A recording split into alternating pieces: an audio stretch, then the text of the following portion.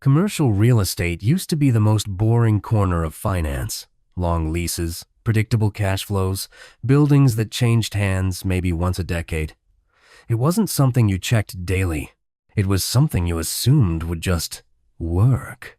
And that's exactly why what's happening right now should bother you. Because some office buildings are now worth less than the debt sitting on them. Not in struggling towns. In major U.S. cities.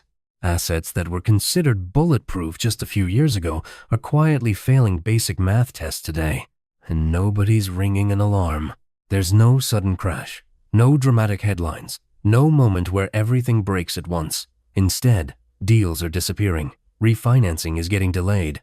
And losses are being stretched out, negotiated, and quietly buried in footnotes. That's not how healthy markets behave. Commercial real estate doesn't usually panic.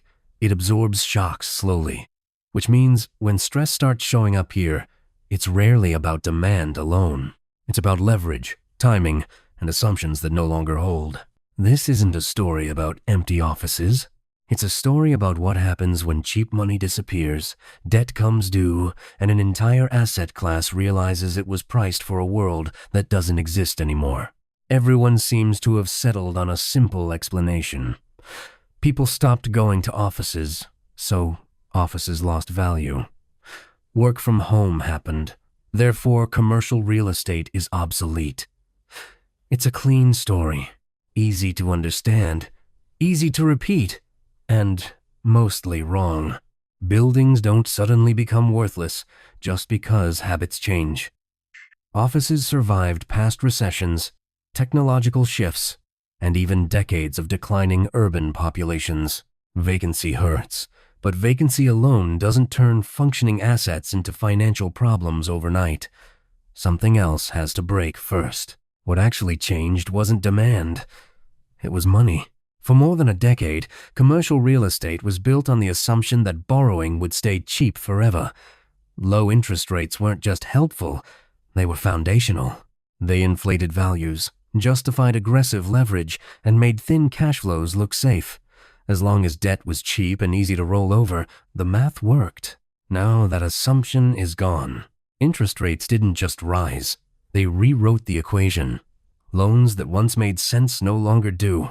Properties that could comfortably service debt at 3% suddenly can't at 7%. And when those loans come due, owners aren't facing cosmetic adjustments. They're facing structural problems. This is where the misunderstanding creeps in. From the outside, it looks like a demand issue. Inside the balance sheets, it's a refinancing issue. The same buildings, the same tenants, but completely different economics. And because commercial real estate moves slowly, the damage doesn't announce itself. It shows up as extensions instead of defaults, silence instead of sales. Assets that technically still exist, but can't trade at prices anyone wants to admit. This isn't about offices dying. It's about an entire asset class adjusting to a cost of capital it was never designed to survive. What people see is the obvious stuff. Empty floors, dark windows, fewer commuters. It's easy to point at those images and conclude that commercial real estate is broken because nobody wants to be there anymore. And to be fair, demand has taken a hit. Office utilization is lower, leases are shorter, and tenants have more leverage than they did 5 years ago. But that surface story doesn't explain why perfectly occupied buildings are also in trouble. Here's where it gets uncomfortable. Commercial real estate wasn't priced primarily on how useful buildings were. It was priced on how cheap money was. For years, near-zero interest rates acted like financial gravity was turned off. Cap rates compressed. Valuations climbed. Debt loads grew. And everyone involved learned to treat refinancing as a formality, not a risk. That worked as long as rates stayed low. Now fast forward to today. Trillions of dollars in commercial real estate loans are approaching maturity. Loans that were underwritten when rates were 2 or 3% are being rolled into a world where financing costs are double that, sometimes more. The buildings didn't change. The tenants didn't disappear overnight. But the math did. This is where things start to quietly break. When a property can't generate enough cash flow to support its new debt costs, the problem isn't cosmetic. Owners are forced into impossible choices: inject new equity at much lower valuations, hand the keys back, or try to buy time by extending loans and pretending nothing has changed. And that last option is far more common than people realize. Banks don't want to realize losses. Borrowers don't want to admit defeat. So deals stop happening. Price discovery freezes. Assets sit in limbo, technically alive but financially impaired. That's why transaction volume has collapsed. Not because nobody wants buildings, but because nobody wants to agree on what they're actually worth anymore. And this stress doesn't stay isolated. Commercial real estate debt is heavily concentrated in regional banks, pension funds, insurance portfolios, and private credit vehicles. These aren't speculative traders. They're institutions designed to be boring. When assets inside these systems stop trading and start getting renegotiated, it doesn't cause explosions. It causes tightening. Less lending, more caution, fewer risks taken elsewhere. That's the mechanism most people miss. Commercial real estate isn't a headline crisis. It's a transmission system. Pressure here slowly feeds into credit conditions across the economy. Small businesses feel it first. Development slows. Refinancing dries up. And confidence erodes quietly, not dramatically. We've seen versions of this before. Not every real estate downturn looks like 2008. Some look like long, grinding repricings where the damage is spread over years instead of months. Where assets don't collapse, they decay, and where the biggest losses aren't visible until long after everyone stopped paying attention. This is why focusing only on empty offices misses the point. The real story is leverage meeting higher rates in an asset class built on stability. When stability depends on assumptions that no longer hold, the unwind doesn't scream, it whispers. So what does all of this actually mean once you step back? It means commercial real estate isn't an isolated problem. It's a pressure point. When an asset class this large starts quietly malfunctioning, the effects don't stay contained inside office buildings and loan documents. They spread through the financial system in subtle, uncomfortable ways. Banks become more cautious, not just about real estate, but about lending in general. Credit standards tighten.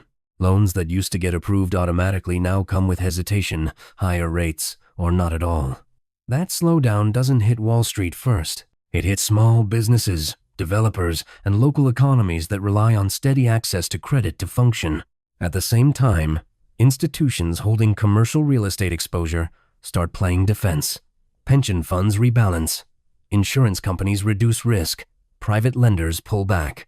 None of this looks dramatic in isolation, but collectively, it changes the tone of the economy. Growth doesn't collapse. It softens. Momentum fades. Everything becomes harder to finance. The most uncomfortable part is that this can happen while the surface-level data still looks fine. Markets can stay high. Employment can remain stable. Headlines can stay optimistic. But underneath, the cost of capital is doing real damage, quietly reshaping behavior.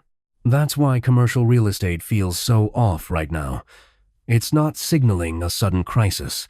It's signaling a slow shift. A world where money is no longer cheap, leverage is no longer harmless, and assets built for stability are being forced to adapt in ways they never had to before. When that happens, the economy doesn't break all at once. It grinds, and grinding phases are the ones people are least prepared for. Commercial real estate isn't falling apart because buildings stopped working. It's struggling because the financial assumptions holding it together stopped working first. Cheap money masked risk. Easy refinancing delayed consequences. And now those delays are running out. This doesn't mean every office tower is doomed or that a dramatic collapse is guaranteed. It means valuations are being forced to reconcile with reality, slowly and painfully. The kind of adjustment that doesn't make headlines, but quietly reshapes balance sheets, lending behavior, and confidence across the economy.